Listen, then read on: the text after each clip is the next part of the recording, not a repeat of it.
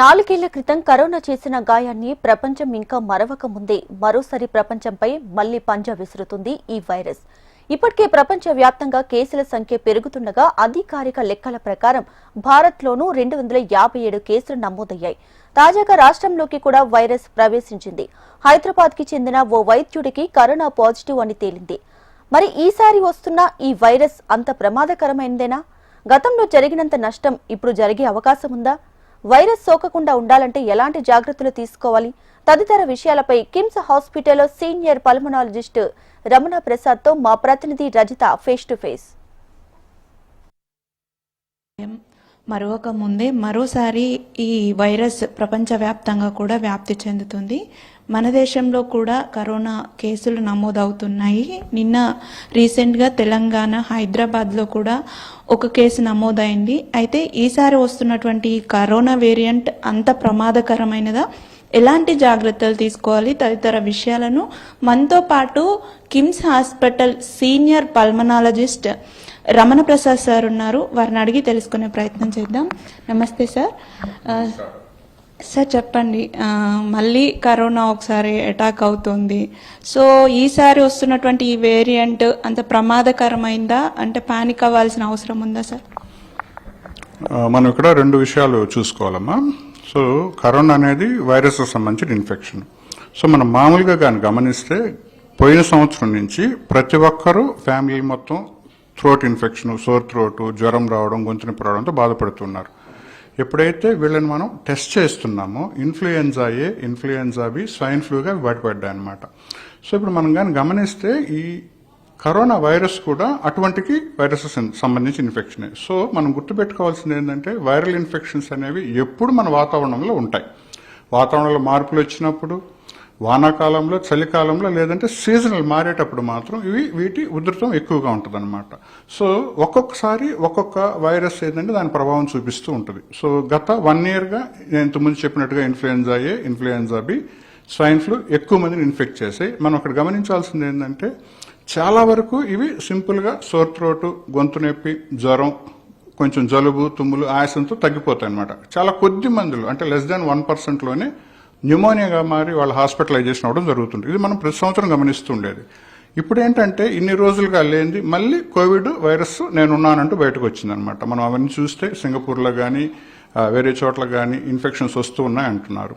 అలానే ఒక చోట వైరల్ ఇన్ఫెక్షన్ వస్తే మిగతా చోట్ల ట్రావెలింగ్ వల్ల అన్ని దేశాలకు అది పాగుతుంది కాబట్టి మన దగ్గరకు రావడం అనేది మనం ఎక్స్పెక్టెడే. అలానే ఇండియాలో కూడా ఇప్పుడు కేసెస్ బిగిన్ అవుతూ ఉన్నాయి. కానీ మనం ముఖ్యంగా గమనించాల్సింది ఏంటంటే భయపడాల్సిన అవసరం లేదు. మొట్టమొదటి రీజన్ ఏంటంటే ఈ వైరస్ ఏదైతే ఉందో దాన్ని వాళ్ళు సీక్వెన్సింగ్ చేసినప్పుడు చాలా తక్కువ విరులెన్స్ ఉండే వైరస్గా బయటపడింది. రెండోది ఏంటంటే ఇది ఎక్కువ శాతం న్యూమోనియాగా దారితీసే వైరస్గా కనిపించడం లేదు. అన్నిటికంటే ముఖ్యంగా మనం గమనించాల్సింది ఏంటంటే ఈ కోవిడ్ మనకి మొదటి వేవ్లో కానీ, రెండో వేవ్లో కానీ, మూడో వేవ్లో కానీ చాలా మంది మనం అందరూ ఇన్ఫెక్ట్ అయ్యాం. ఇంకా బ్యూటీ ఏంటంటే ఆల్మోస్ట్ అందరూ 2 లేదా 3 కోవిడ్ వ్యాక్సిన్స్ తీసుకున్నారు. సో డెఫినెట్గా మన ఇమ్యూనిటీ పవర్ మిగతా వాళ్ళతో కంపేర్ చేస్తే చాలా బెటర్గా ఉంటుంది. సో ఇప్పుడు ఏదైతే మనం మీడియాలో చూస్తున్నామో అక్కడ అలా అయిపోయింది, ఇక్కడ అలా అయిపోయింది, కొత్తగా కేసులు వస్తున్నాయి, భయపడాల్సిన అవసరం లేదు. కానీ మనం తీసుకోవాల్సిన జాగ్రత్తలు ముఖ్యం. అందరికీ తెలిసిందే కదా, మాస్క్ ధరించడం, సోషల్ డిస్టెన్స్ పాటించడం, హ్యాండ్ వాషింగ్, అలానే ఎక్కువ మనకి జనసమర్థత ఉన్న ప్రదేశాలకి దూరంగా ఉండడం. ఇవి కానీ కొంచెం జాగ్రత్తగా పాటిస్తే చాలా వరకు ఈ కోవిడ్ నుంచి మనం బయటపడవచ్చు ఈసారి కూడా. అలానే నేను ఇంతకుముందు చెప్పినట్టుగా influenza A, influenza B, swine ఫ్లూలు స్టిల్ వాతావరణంలో ఉన్నాయి. సో వాటికి వ్యాక్సిన్స్ అవైలబుల్ ఉన్నాయి. దాన్ని మనం ఇన్ఫ్లుయెన్జా వ్యాక్సిన్ లేదా ఫ్లూ షాట్ అంటాం. తప్పనిసరిగా అది కూడా ఇంతవరకు వేసుకున్న వాళ్ళు తప్పనిసరిగా వ్యాక్సిన్ వేసుకుంటే ఆ వైరస్ వల్ల వచ్చే ఇన్ఫెక్షన్స్ను కూడా మనం కాపాడుకోవచ్చు. యాక్చువల్గా అదే మనం ఇంతకు ముందు బిగిన్ చేసింది అదే. ఇప్పుడు ఏదైతే ఈ వైరల్ ఇన్ఫెక్షన్స్ ఉన్నాయి, ముఖ్యంగా చిన్నపిల్లలు రెస్పిరేటరీ సిన్సిటియల్ వైరస్, అలానే చిన్నపిల్లల్లోనూ పెద్ద పిల్లల్లోనూ ఇన్ఫ్లుయెన్జా గ్రూప్ అంటాం దాన్ని. Influenza A, influenza B, swine flu అందరికీ ఎప్పటి నుంచో వాతావరణంలో ఉన్నాయి, అప్పుడప్పుడే వస్తూ ఉంటాయి వాతావరణం మారినప్పుడల్లా. అలానే వాటితో పాటు ఇప్పుడు ఈ కోవిడ్ కూడా యాడ్ అయింది. సో మనం ఇంతకుముందు అనుకుంటే వాటిలాగానే మనం వీటితో కూడా సహజీవనం చేయాలి, మన జాగ్రత్తల్లో మనం ఉండాలి. సో మొట్టమొదటిసారి ఈ వైరస్ వచ్చినప్పుడు ఏంటంటే దీనికి ట్రీట్మెంట్ ఏంటి, ఏం చేయాలనేది ఎవరికి తెలియదు. సో ఇప్పుడు మాత్రం ఏంటంటే ఇది ఎలా బిహేవ్ చేస్తుంది, దీనికి సిమ్టమ్స్ ఎలా ఉన్నాయి, టెస్టులు ఏం చేయాలి, ఏ రకమైన టెస్టులతో వీటిని ఐడెంటిఫై చేయాలి, ఏం జాగ్రత్తలు తీసుకోవాలి, ఏం వ్యాక్సిన్స్ ఉన్నాయి, అలానే ఎంత మెడిసిన్స్ మనం వాడితే ఇవి తగ్గుతాయనేది మనకు పూర్తిగా అవగాహన ఉంది. సో హాస్పిటల్స్ జనరల్గా ఏంటంటే ఇటువంటి వాటికన్నిటికీ ఎప్పుడు ప్రిపేర్డ్గానే ఉంటాయి. సో మెడిసిన్స్ కూడా ఆల్రెడీ మనకి అందుబాటులోనే ఉన్నాయి. మనం తీసుకునే జాగ్రత్తలతో దీన్ని మనం స్ప్రెడ్ కాకుండా కాపాడుకోవచ్చు. అట్ ది సేమ్ టైం ఏదన్నా కొంతమందికి ఏంటంటే ఇది న్యూమోనియాగా మారి హాస్పిటలైజేషన్ అవసరం కావచ్చు. వాళ్ళు ఏంటంటే వెంటనే డిలే చేయకుండా, అందరికీ తెలిసిందే కదా ఈ వైరల్ ఇన్ఫెక్షన్స్ ఏమవుద్ది, న్యూమోనియాగా మారితే ఆక్సిజన్ లెవెల్స్ తక్కువైపోతూ ఉంటాయి, విపరీతమైన జ్వరం వస్తూ ఉంటుంది, కొంచెం దూరం నడిచిన ఆయాసం వస్తుంటుంది, కొంతమందికి దగ్గితే బ్లడ్ పడుతూ ఉంటుంది. ఇటువంటి ఉంటే మాత్రం డిలే చేయకుండా డాక్టర్ని సంప్రదించి ఎక్స్రే సిటీ స్కాన్ చేసి చూసుకొని న్యూమోనియాగా ఉందంటే మాత్రం తప్పనిసరిగా హాస్పిటలైజేషన్ అయ్యి ఈ యాంటీవైరల్ మెడిసిన్స్ ఏవైతే మనకు ఆల్రెడీ తెలుసో అవైలబుల్ ఉన్నాయో వాటిని వాడుకొని మిగతా సిమ్టమాటిక్ ట్రీట్మెంట్ కానీ తీసుకుంటే చాలా వరకు ఏంటంటే సింపుల్గా ఇబ్బంది లేకుండానే ఈ న్యూమోనియా నుంచి బయటపడిపోవచ్చు. ఇంతకుముందు చెప్పినట్టుగా అడల్ట్ ఇమ్యునైజేషన్, అడల్ట్ వ్యాక్సినేషన్ అన్నాం. ముఖ్యంగా నేను ఇన్ఫ్లుయెన్జా వ్యాక్సిన్ గురించి చెప్పాను.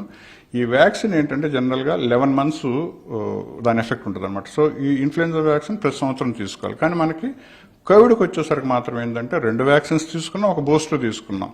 ప్లస్ చాలా మంది ఆల్రెడీ ఇన్ఫెక్ట్ అయ్యాం. సో మనకు న్యాచురల్గా ఇమ్యూనిటీ కూడా వచ్చింది. సో ఇప్పుడు కొత్తగా మనం తీసుకోవాల్సిన అవసరం ఉండదు. ఎవరన్నా పొరపాటున తీసుకోకుండా ఉండుంటే వాళ్ళు వ్యాక్సిన్ తీసుకోవడం మంచిది. సో ఇంకా కొత్తగా బూస్టర్ డోస్ తీసుకోవాల్సిన అవసరం అయితే ఇప్పుడు ఆల్రెడీ తీసుకున్న వాళ్ళకి ఉండదని అందరూ అనుకుంటున్నారు. థ్యాంక్ యూ అమ్మా. చూడొచ్చు.